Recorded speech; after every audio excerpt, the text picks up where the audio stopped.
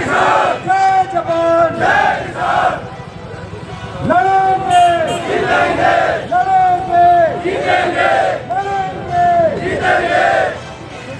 भाइयों मीडिया बंधु जो भी आए इधर से आप लोग ये बहुत जीतेंगे।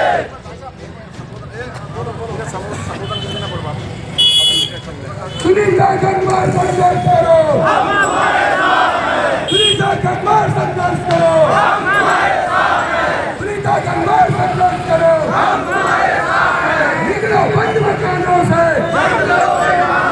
निकलो बंद मकानों से।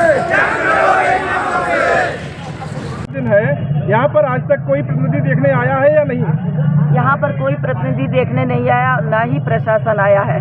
ये स्थिति हो गई है कि आज मजबूर होकर 8वें दिन किसान जो अपनी फसल के मूल्य के लिए, गन्ने के मूल्य के लिए बैठा है, 2 साल से उसका भुगतान नहीं हुआ।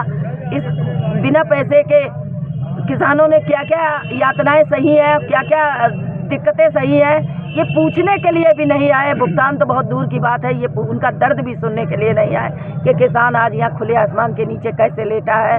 सुनीता गंगवार आज 8 दिन से अपना घर बार छोड़कर मैं इस तहसील में रह रही हूँ, इस तहसील में लेट रही हूँ। शर्म नाम की चीज़ शायद इनकी आंखों से बिल्कुल जा चुकी है, संवेदनहीन हो चुके हैं, उदासीन हो चुके हैं। तो आज ये मजबूर किसान आप देख रहे हैं, तमाम क्षेत्रों से एक आह्वान पर आए हैं, अपना गन्ना लेकर आए, उस फसल को लेकर आए हैं जिस फसल को उन्होंने खून पसीने से सींचा है। ये आज बड़े दुख की बात है और ये बात कहते हुए मुझे अंदर से इतना दुख महसूस हो रहा है कि आज ये दिन भी किसानों को देखने पड़े हैं कि आज उसे अपनी फसल में आग लगानी पड़ी है।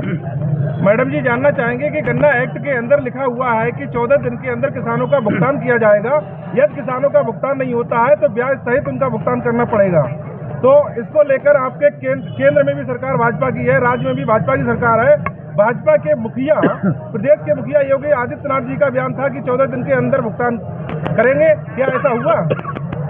ऐसा बिल्कुल नहीं हुआ है। 14 दिन का तो ये लोग इतना झूठ बोलते हैं कि मैं इसे कहूँगी कि सरकार को थोड़ी शर्म आनी चाहिए जो इस तरह का झूठ फैलाती है। जिस बात पर वो स्वयं कायम नहीं रह सकती है उस बात को ना बोले। 14 दिन का भुगतान तो बहुत दूर की बात रही है, आज 2 साल हो गया इन्हें पैसा नहीं मिला है और ये हमारी मांग ब्याज के साथ है। जैसा कि सरकार ने कहा था 14 दिन के बाद मैं ब्याज के मिलना चाहिए, तो अब हम इन्होंने तो पालन नहीं किया है उस बात का, लेकिन हम इन्हीं की बात का पालन करवाएंगे। आपको ये भुगतान जो है मैं ब्याज के 70 करोड़ देना पड़ेगा।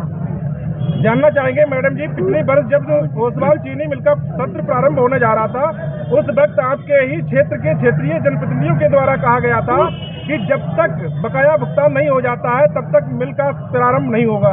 अब मिल का प्रारंभ भी हो गया। वहीं दूसरी तरफ देखने को मिला है कि गन्ना सचिव के द्वारा कहा गया था कि जब तक बकाया भुगतान नहीं होगा तो हम इंडियन रिसीव नहीं करेंगे। क्या उन्होंने ऐसा किया? उन्होंने कोई भी अपनी बात का पालन नहीं किया है, ना तो भुगतान दिलाया, मिल को वापस चलवा दिया, किसानों ने गन्ना दे दिया, उस साल का भी किसान का भुगतान रुक गया। और रही बात गन्ना सोसाइटी ने पूरी तरह से किसानों के साथ धोखाधड़ी की है और गन्ना सोसाइटी के खिलाफ मैंने और किसानों ने जो है एक तहरीर भी दी है कि जो धोखाधड़ी की है, गन्ना सोसाइटी भी उसमें सम्मिलित है, उस धोखाधड़ी पे मुकदमा लिखा जाना चाहिए। अभी तक पुलिस प्रशासन ने उस पर मुकदमा नहीं लिखा है। ये हमारी मांग रहेगी, जब तक उनके ऊपर मुकदमा नहीं लिखा जाएगा, किसानों का पैसा नहीं मिलता है, ये किसान यहाँ से नहीं उठेंगे। आज आप देख रहे हैं कितनी भारी मात्रा में है। ये आंदोलन निश्चित रूप से जन आंदोलन बनने जा रहा है। अभी भी मैं प्रशासन को आपके मीडिया के माध्यम से चेताना चाह रही हूँ कि इतनी उदासीनता और इतनी निर्ममता सही नहीं है। आप इसे जन आंदोलन का रूप देना चाहते हैं तो बैठे रहिए अपनी कुर्सियों पर और इसी तहसील में बैठे रहिए आराम से, फिर आप इसके परिणाम देखेंगे और किसान का उग्र रूप देखेंगे।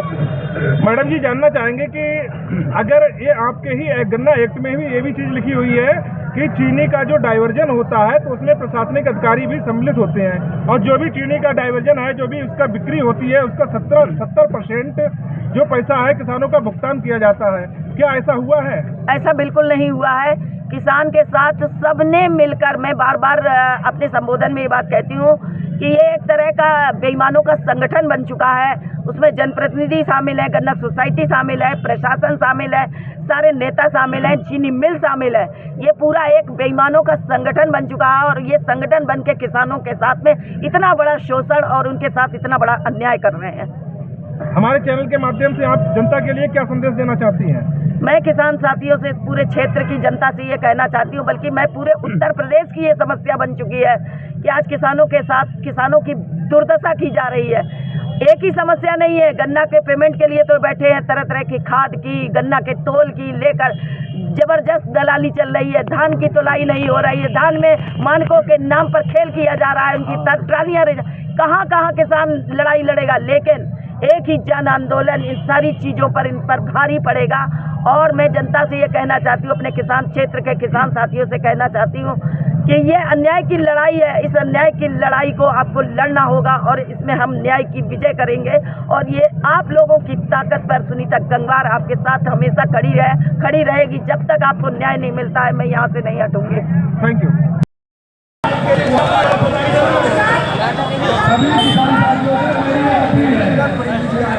सभी किसान साथियों को मेरी ये अपील है, आप लोग थोड़ा ये गाड़ी हटाने को करनी है लंबे।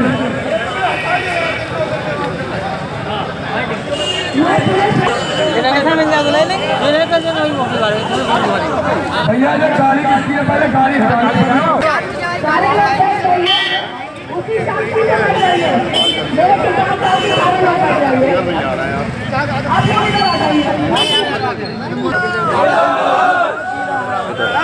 हट जा भैया, हट जाओ, सामने जगह दे दो, हट जाओ।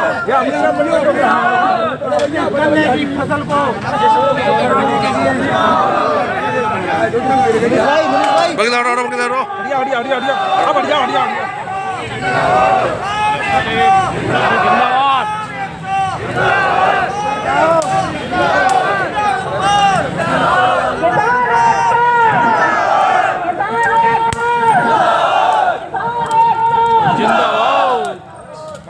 कम है इसमें।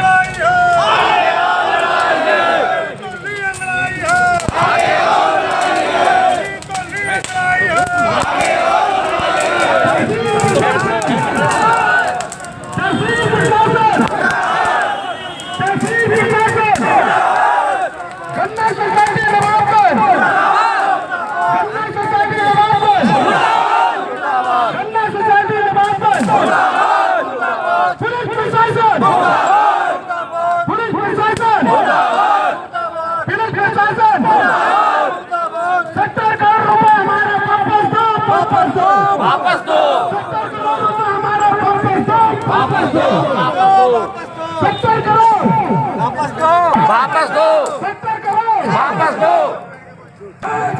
जय किसान। ये तो एक झांकी है, ये तो एक झांकी है, ये तो एक झांकी है। निकलो बंद मकानों से, जंग करो बेईमानों से, निकलो बंद मकानों से, जंग करो बेईमानों से, निकलो बंद मकानों से, जंग करो बेईमानों से।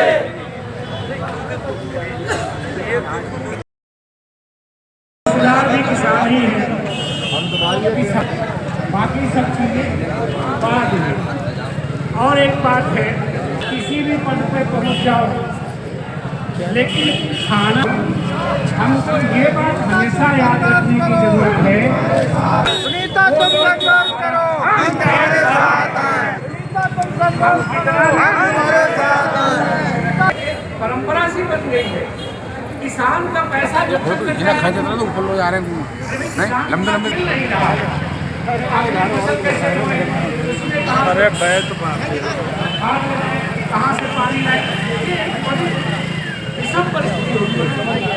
किसान का पैसा तो कभी रोकना ही नहीं चाहिए, लेकिन गन्ने का पैसा अक्सर देखते हैं। आपने कहीं देखा कोई आप चले जाओ